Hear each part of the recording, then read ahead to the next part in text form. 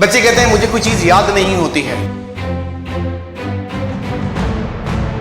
99% student से अच्छा result तुम्हारा है। बोर्ड के एग्जामिनेशन में फाइनल टच कैसे लाया जा सकता है और प्रिपरेशन को धार कैसे दी जा सकती है, मैं आपको पूरे 100% कह सकता हूं, 1000% I can give you guarantee कि आप वो कभी नहीं भूलेंगे। That must be kept in mind to crack everything, whatever you want and achieve in your final examination. जो मैंने आपको टिप्स बताई है, जो उम्मीद है कि आप इन सभी के ऊपर भारी पड़ेंगे। I am telling you 90 cross करने से, 95 क्रॉस करने से आपको कोई नहीं रोक सकता है। सिर्फ 6 बात, अगर इन 6 पॉइंट्स को तुम ध्यान रख गए तो दोस्तों बता रहा हूं 99% स्टूडेंट से अच्छा रिजल्ट तुम्हारा है। पूरे विश्वास के साथ कह रहा हूं 99% लोगों से अच्छे तरीके से पढ़ाई कैसे की जाती है, उनके कंपैरिजन में कैसे आप अच्छा कर सकते हैं, बोर्ड के एग्जामिनेशन में फाइनल टच कैसे लाया जा सकता है और प्रिपरेशन को धार कैसे दी जा सकती है, वो सिर्फ इन 6 पॉइंट्स में मैं आपको बताने वाला हूं दोस्तों। आखिर कैसे हो सकता है ये सब कुछ, आइए मैं आपको एक एक करके बताता हूं। सिर्फ 6 points that must be kept in mind to crack everything whatever you want and achieve in your final examination. Now let's start without wasting time. मेरे पीछे दोस्तों आप सबसे पहले दिख रहा है एक वॉच। अगर आप इस वॉच के अकॉर्डिंग आप सोचेंगे कि सर आज आप हमें टाइम के बारे में बताएंगे, नहीं दोस्तों, ये किसी भी प्रकार का टाइम टेबल नहीं है, ये किसी भी प्रकार का इतने घंटे पढ़ो, उतना घंटा ये पढ़ना है, उतना घंटा ये पढ़ना है, बिल्कुल भी नहीं दोस्तों। Something special is going to be given to you. आइए बताता हूं एक एक करके। सबसे पहले बच्चे कहते हैं मुझे कोई चीज याद नहीं होती है। दोस्तों आपके हाथ और आपके ब्रेन का साइंटिफिक एक कनेक्शन बताता हूं। बचपन से आपने सिर्फ अपने जिस हाथ से भी आप लिखते हैं, लेफ्ट से लिखते हैं या राइट से लिखते हैं, जिससे भी आप लिखते हैं, आपका उस पर्टिकुलर हैंड के साथ ब्रेन का कनेक्शन कुछ इस तरीके का है कि आप अगर लिखते समय अपनी नोटबुक में नहीं भी देखेंगे तो भी आप ठीक लिखेंगे। क्या मैं ठीक कह रहा हूं? तो दोस्तों अब याद नहीं होने के लिए क्या किया जाए? पहली बात जो आपको ध्यान रखनी है, याद नहीं हो रहा है उसके लिए क्या करें? तो दोस्तों अगर आप इस हाथ से लिखते हैं, अगर आप राइट हैंडर हैं, है ना, अगर आप राइट हैंड से लिखते हैं तो मैं आपको कह रहा हूं कि राइट हैंड से लिखने पर आपको याद नहीं हो रहा है, leave it. Now try to start writing with your left hand. अब तुम कहोगे इसमें क्या लॉजिक है? साइंटिफिक लॉजिक बताता हूं दोस्तों, आपको साइंटिफिक लॉजिक बताता हूं। रिसर्च के अकॉर्डिंग वो काम जिसमें समय लगता है और कंसंट्रेशन बिल्ड होता है वो उस समय होता है जब आपने नेचुरल फिनोमेना को छोड़ देते हैं। आप नेचुरल प्रोसेस के अकॉर्डिंग काम नहीं कर रहे हैं, आप अब अपने आप को चैलेंज देकर लेफ्ट हैंड से कुछ लिखने की कोशिश कर रहे हैं। It is quite easy for me to write Shravan with my right hand, है ना, हाँ बहुत इजी है मेरे लिखना। बट जब बात आती है मुझे लेफ्ट हैंड से लिखने की तो मैं लेफ्ट हैंड से ना तो रनिंग लिख पाऊंगा और ना कुछ बात, और मुझे लिखने के लिए पूरा कंसंट्रेशन लगाना पड़ेगा। बोलो हाँ या ना, है ना। ठीक वैसे ही मुझे कोई स्पेलिंग याद करनी है, मुझे कोई कंसेप्ट याद करना है, try to give efforts, try to put efforts. Now try to give efforts in what way? अपने आप को एफर्ट के लिए मजबूर करिए, लेफ्ट हैंड से लिखिए। नेक्स्ट पॉइंट दोस्तों, लेफ्ट हैंड से लिखना बहुत ज्यादा जरूरी है। नेक्स्ट पॉइंट तक पहुंचने से पहले यहां बता देता हूं, right with that hand which is not used while writing by you. आप जिस हाथ से लिख रहे हैं उस हाथ से मत लिखिए, use other hand means another hand. अपने दूसरे हाथ को यूज करिए व्हाइल राइटिंग। मैं आपको पूरे 100% कह सकता हूं, 1000% I can give you guarantee कि आप वो कभी नहीं भूलेंगे। जब आप इंग्लिश की बात करते हैं आपको वोकैब याद नहीं होती है, आपकी टर्मिनोलॉजी याद नहीं होती है, this is the best way to write it, this is the best way to keep it in your mind. Next बात, इस बात को समझिए दोस्तों, सबसे इंपॉर्टेंट होता है अपने एफर्ट्स को सही दिशा में लगाना, सही तरीके से लगाना। टाइम एक बहुत गजब की चीज। अगर अब लास्ट में जितने भी सप्ते आपके पास रहे हैं, जो भी समय आपके पास बचा है, अगर अभी भी आपको मैं टाइम बता रहा हूं 45 मिनट्स अर्ली मॉर्निंग में, ठीक है ना, अर्ली मॉर्निंग में 45 मिनट्स, 45 छोड़ दो, 45 मिनट्स अर्ली मॉर्निंग में, 20 मिनट्स आप अगर आफ्टरनून में दे देते हैं उसी चीज को पढ़ने में, ठीक है, और फिर से कह रहा हूं 15 मिनट्स आप मुझे रात को जब भी आप सो रहे हैं, just before your sleep, just before your sleep, just, ठीक है, जस्ट बिफोर स्लीपिंग, अगर आप सोने से ठीक पहले 15 मिनट मुझे दे देते हैं, I am telling you 90 cross करने से, 95 क्रॉस करने से आपको कोई नहीं रोक सकता है। This is the best way to earn good marks in your English language. एक बात याद रखना दोस्तों, अंग्रेजी में नंबर लाने का सबसे अच्छा तरीका है कि आपको चैप्टर में दी गई वोकैब को यूज करना होता है। The terminology which has been given or have been given, okay, in your chapter must be used in your final examination sheet, answer sheet. Getting my point? दोस्तों इसके बाद का जो पॉइंट है ध्यान से समझिएगा, मैं फिर बोल रहा हूं, बहुत ध्यान से समझिएगा।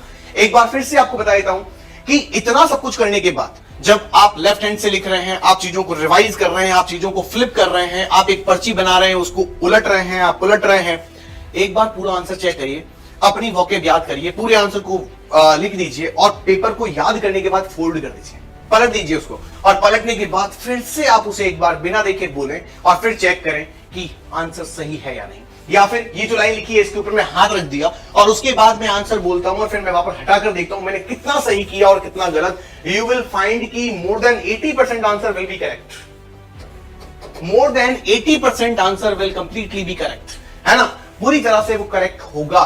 तो 20% के लिए क्या करना है?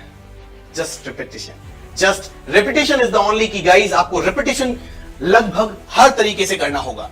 इस पॉइंट की बात करें, अगला पॉइंट दोस्तों कंसिस्टेंसी। नंबर 1 पर आना it's not a big deal, है ना।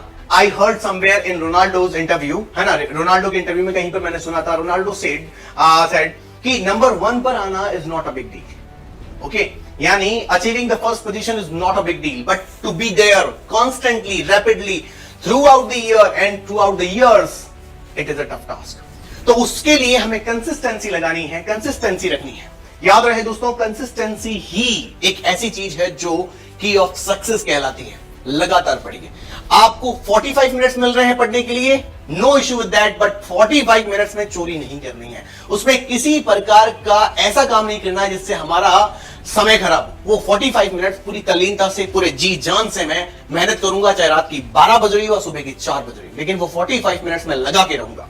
तो कंसिस्टेंसी अगला पॉइंट हो गया दोस्तों। इसके बाद की बात करें तो की क्या है, ये क्या है दोस्तों? किसी भी ताले की चाबी छुपी है रिवीजन में। किसमें छुपी है दोस्तों? रिवीजन में।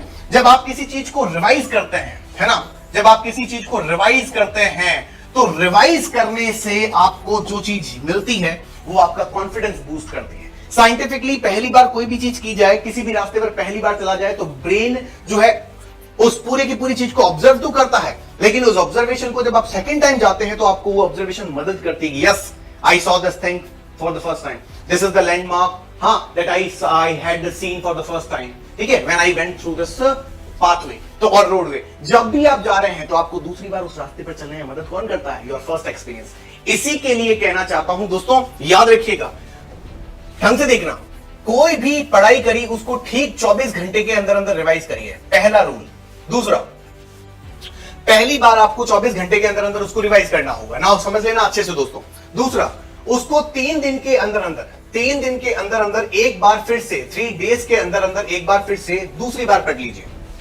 फिर उसी चीज को 10 से 15 दिन में, दोस्तों ढंग से सुनना मेरी बात को, 10 से 15 दिन में आप एक बार फिर से पढ़ लीजिए, ठीक है, तीसरी बार। और फाइनल इतने में तुम्हारे एग्जाम की डेट बहुत नजदीक आ जाएगी, तो 30 दिन में एक बार उस चीज को वापस पढ़ लीजिए। This is the 4th time और ये तुम्हारा 30th डे है ना, 30th डे है। समझ में आया कि नहीं आया? अगर आप ऐसा कर लेंगे तो एग्जाम से ठीक पहले 4 बार एक ही टॉपिक का रिवीजन हो जाएगा, और revision will give you confidence, boost your confidence, boost your writing skills in final examination. आपके सामने एक भी क्वेश्चन ऐसा नहीं होगा दोस्तों जो आपको नहीं आता है। अब आती है सबसे इंपॉर्टेंट बात, दिमाग भटकाने की बात। एक इंग्लिश में वर्ड है दोस्तों जिसे कहते हैं फ्रूगालिटी। ओके, इट मींस थोड़ा सा मीन बन जाइए, स्वार्थी बन जाइए, कंजूस बन जाइए। किस चीज में? आपके आजकल के अट्रैक्शन को कम करने का, यानी कि जो अट्रैक्शन है उसको कम करिए। इन चीजों में नहीं लगना है आपको, इन चीजों में लगना है।